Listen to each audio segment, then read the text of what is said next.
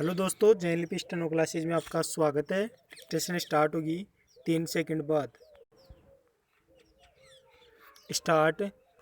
थोक महंगाई का लगातार बढ़ना बता रहा है कि फिलहाल महंगाई से राहत नहीं मिलने वाली। विराम। राष्ट्रीय सांख्यिकी कार्यालय की ओर से मंगलवार को जारी आंकड़ों के मुताबिक इस बार थोक महंगाई 11.39% रही। विराम। पिछले महीने यह 11.16% थी। विराम। चिंता की बात ज़्यादा इसलिए है कि यह लगातार पांचवा महीना है जब थोक महंगाई 2 अंकों में बनी हुई है। विराम। इससे पहले सोमवार को खुदरा महंगाई के आंकड़े भी आए। विराम। खुदरा महंगाई 5.3% रही, जो जुलाई में 5.59% रही थी। विराम। मामूली सी इस कमी से खुश नहीं हुआ जा सकता। विराम। थोक महंगाई में बढ़ोतरी को भी मामूली मानकर नज़रअंदाज नहीं किया जा सकता। विराम। कुछ दशमलव महंगाई का बढ़ना भी आम आदमी की जेब पर भारी असर डाल देता है। विराम। महंगाई चाहे थोक हो या खुदरा, विराम, यह तो महंगाई ही और पैसा आम आदमी की जेब से ही निकलता है। विराम। पैरा। थोक महंगाई बढ़ने के पीछे कारण गैर खाद्य वस्तुओं, कच्चे तेल, पेट्रोल व डीजल, प्राकृतिक गैस, धातुओं, उत्पादों, खाद्य उत्पादों, कपड़े, रसायनों और रासायनिक उत्पादों के दाम बढ़ना बताया गया है। विराम। यानी सब कुछ महंगा हुआ है। विराम। इसमें कोई संदेह नहीं कि महामारी की वजह से पिछले 1.5 साल में बिजली, कोयला, पेट्रोलियम व गैस, सीमेंट, खनन जैसे अर्थव्यवस्था के प्रमुख क्षेत्रों तक में उत्पादन पर भारी असर पड़ा। विराम। बड़े कारखानों से लेकर छोटे उद्योगों तक की हालत खराब हो गई है। विराम।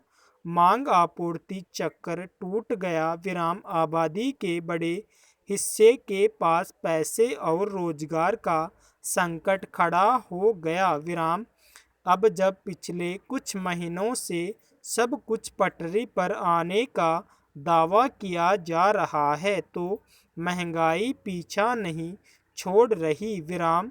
उद्योगों में उत्पादन की लागत बढ़ा दी है। विराम। इसके पीछे तक कच्चे माल की कमी, कोयले और बिजली के दाम बढ़ने का दिया जा रहा है। विराम।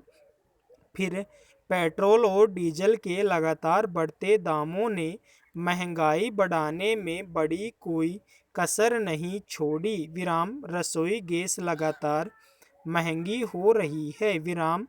खाद्य तेलों के दाम पिछले 1 साल में 60% से ऊपर चले गए हैं। विराम। पैरा।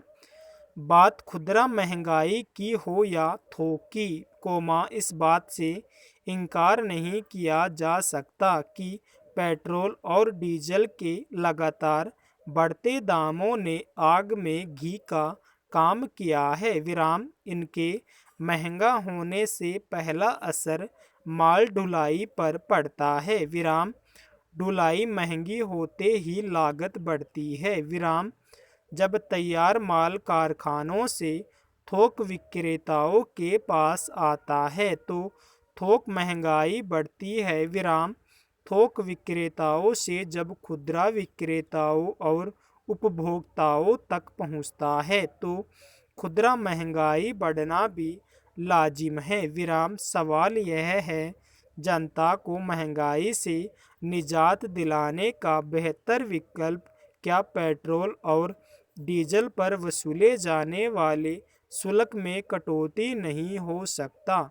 लेकिन केंद्र और राज्य सरकारों को यह तरीका रास इसलिए नहीं आ रहा क्योंकि उन्हें जनता के बजाय अपना खजाना भरने की चिंता ज़्यादा दिखती है। विराम दरअसल सरकारें यह अच्छी तरह समझती है कि दाम चाहे कितने ही क्यों न बढ़ा दिए जाए, खाने पीने और रोज़मर्रा के इस्तेमाल की चीज़ें खरीदना लोगों की मजबूरी है। विराम महंगाई को लेकर रिजर्व बैंक भी समय समय पर चिंता जताता रहा है। विराम कहने की बात को तो बीते 2 महीने में खुदरा महंगाई रिजर्व बैंक के 2% 6% के दायरे में आ गई है। विराम लेकिन व्यवहारिक धरातल पर देखें तो लोगों की जेब से पैसा तीन पहले जैसा ही निकल रहा है। विराम थोक महंगाई का रुख ऊपर जाने वाला ही बना हुआ है। विराम ऐसे में आम आदमी के लिए आने वाले दिन और मुश्किल भरे ही होंगे।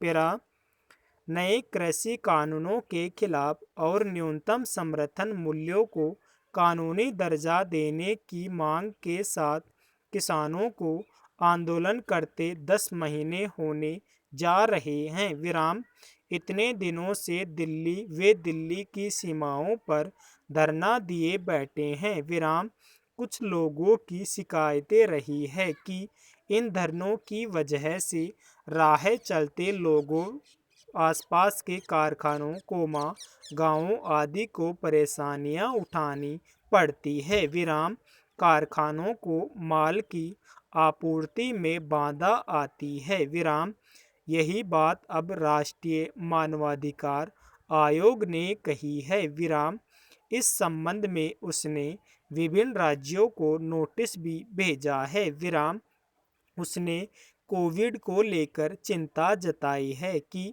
इस आंदोलन में शरीक होने वाले किसान कोरोना नियमों का सही ढंग से पालन नहीं कर रहे हैं। विराम यहाँ तक कि आयोग ने दिल्ली विश्वविद्यालय के सामाजिक कार्य विभाग से कहा है कि वह इस आंदोलन की वजह से औद्योगिक इकाइयों को होने वाले नुकसान और आसपास रहने वालों के जीवन पर पड़ने वाले प्रतिकूल प्रभाव का अध्ययन कर रिपोर्ट प्रस्तुत करे। विराम अगर किसी आंदोलन की वजह से लोगों के बुनियादी अधिकारों का हनन होता हो, तो उस पर मानवाधिकार आयोग की चिंता स्वाभाविक है। विराम मगर हैरानी है कि किसान आंदोलन को लेकर उसकी चिंता काफ़ी देर बाद सामने आई है। विराम पेरा यह बात सब जानते हैं कि किसान दिल्ली की सरहदों पर नहीं, दिल्ली के भीतर रामलीला मैदान में बैठना चाहते थे। विराम मगर सरकार ने उन्हें दिल्ली में प्रवेश नहीं करने दिया, इसलिए जो जत्थे जिधर से आ रहे थे, उधर ही बैठ गए। विराम फिर जब सरकार ने उनकी मांग नहीं मानी, तो आंदोलन बढ़ता गया। विराम हालांकि केंद्र सरकार किसानों के साथ 11 दौर की बात कर चुकी है, मगर कोई नतीजा नहीं निकल पाया। विराम जब संसद का मानसून सत्र चल रहा था, तब किसानों ने जंतर मंतर पर समांतर संसद भी चलाई। विराम अब सरकार की तरफ से कोई पहल भी होती नहीं दिखाई देती, इसलिए आंदोलन देश के विभिन्न हिस्सों में भी फैलता जा रहा है। विराम तेज ठंड, धूप, गर्मी, बरसात सहते हुए किसान धरनों पर बैठे हैं। विराम मौसम की मार के चलते अब तक 300 से ऊपर किसानों के मारे जाने की बात भी कही जाती है। विराम जब कोरोना की दूसरी लहर के वक्त देश भर में अफरा तफरी का आलम था, तब किसानों ने अपने बचाव का इंतजाम खुद किया। विराम जांच और इलाज की सुविधाएं जुटाई, कोरोना नियमों के पालन में कोई लापरवाही नहीं बरती। विराम हालांकि तब उनके स्वास्थ्य के प्रति सरकारों की जिम्मेदारियां अधिक बनती थी। विराम पेरा किसान आंदोलन से होने वाली परेशानियों की शिकायत अदालतों में भी की गई थी विराम, मगर सर्वोच्च न्यायालय ने साफ कह दिया था कि किसी भी नागरिक को शांतिपूर्वक तरीके से आंदोलन करने के उसके अधिकार से रोका नहीं जा सकता। विराम स्टॉप।